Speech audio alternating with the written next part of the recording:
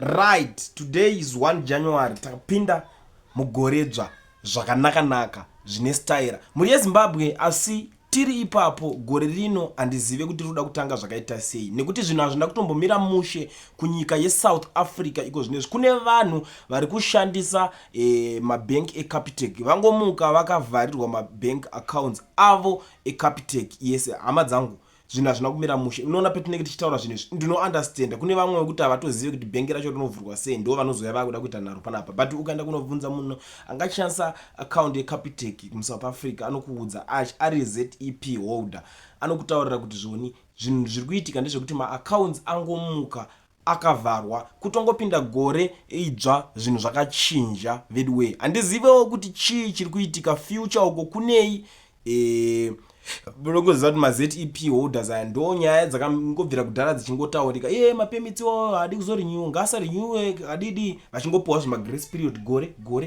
gore tichingoenda takadaro very way pakaipa gore rineri tatongopindawo ritongorowo rimwe hatisi kuziva kuti zvii zviri kuda kunyatsokuitika. So ndangoti ndiuye panapa ndikuzivisei kuti zvinhu hazvida kumira mushe munyika yeSouth Africa kune maZEP holders. These have got nothing to do with undocumented vanenge vachinzi maundocumented chinchivaiva immigrants. No, izvi ndezve vane mapepa vacho maZEP holders acho ndo vapindana netsekwende dzakadai so idzidzi.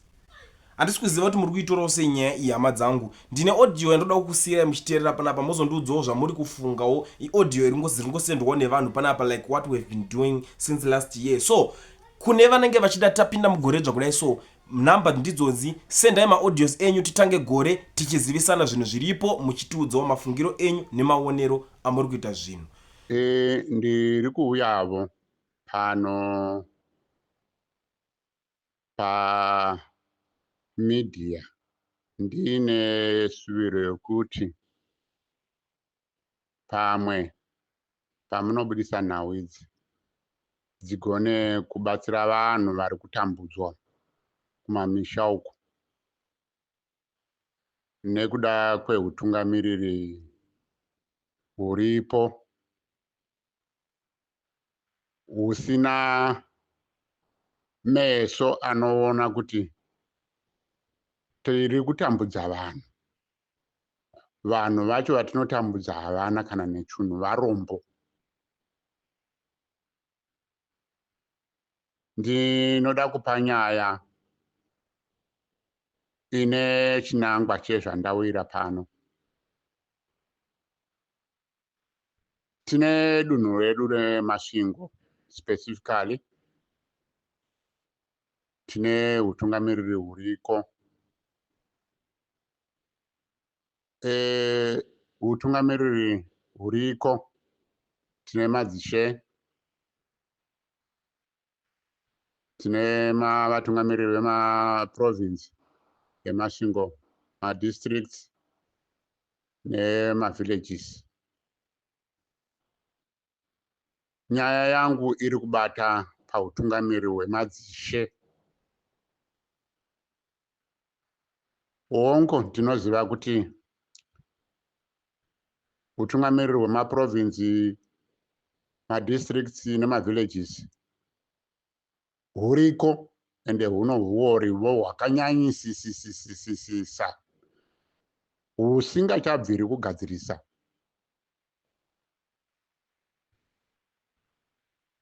Nyaya yemadzishe nemasimba avari kushandisa pari zvino anyanyisa uori zvakanyanyisa nokutambudza vanhu varombo zvakanyanyisa. Mufananidzo kana kukauya mapresidential inputs kumadzishe, madzishe anogona kuti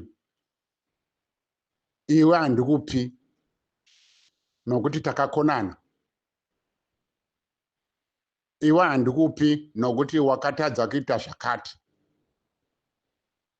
Mukatarisa kukonana kwevanhu nezvinhu zvinouya zvehurumende zvichipuhwa vanhu, vanhu vava kushungurudzirwa zvinhu zvehurumende nema-personal issues, angava sabhuku, angava chifi, angava kansela, angava vachimbunyikidza kodzero yomunhu nokuda kwezvinzvimbo zvavanazvo.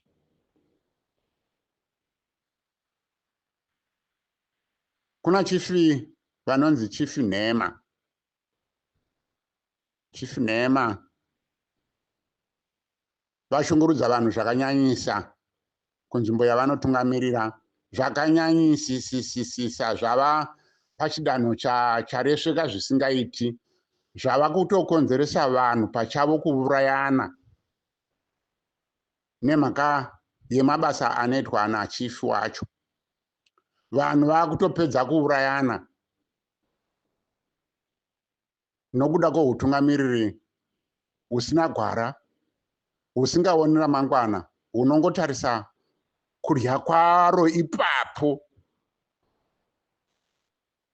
vasingatarisi kuti zvindinotoita zviri kuuraya nyika, zviri kuuraya nzvimbo, zviri kuuraya dunhu rangu sachifi, nokuti ndiri kushandisa masimba akapfuurikidzisa.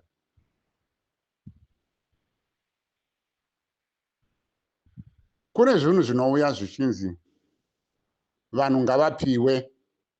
Mufananidzo wekuti vanhu vanenge vakura vava nema-70 years havachakwanisi kuzviitira, votodawo rubatsiro runobva kuhurumende. Hurumende yobvisa zvainobvisa ichiti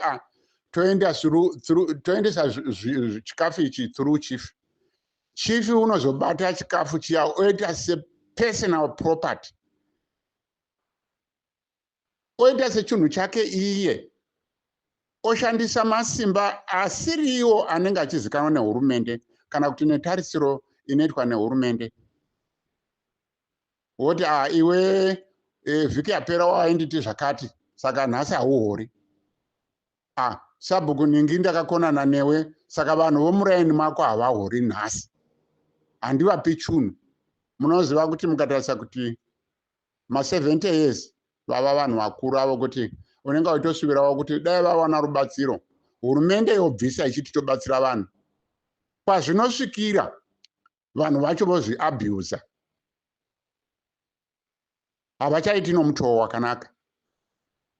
Handizivi kuti dambudziko iri ringagadziriswa sei chaizvo chaizvo,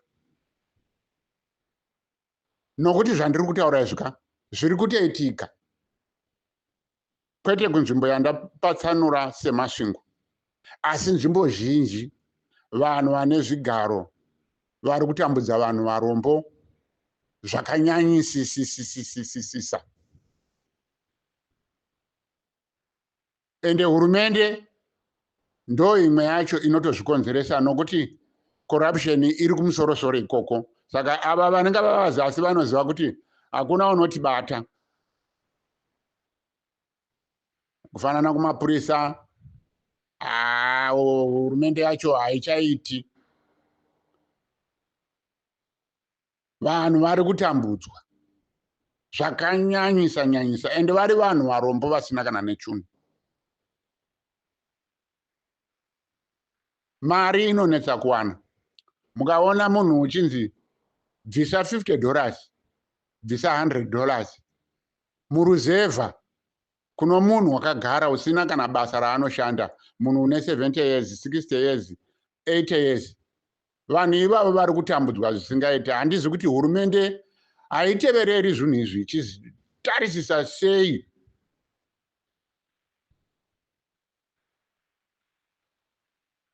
Chiitiko chandataura chachief nhema, kana izvezvi zvandiri kutaura izvezvi hurumende ikamanya izvezvi ndichitotaura kudai, kundoferefeta kuti zvii zviri kuitika zvinoitwa nachief nhema,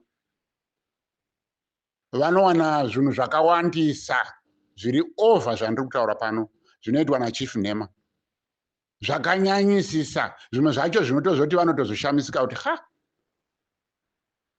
ngavainde, hurumende ngaiinde, indoita ongororo, indoferefeta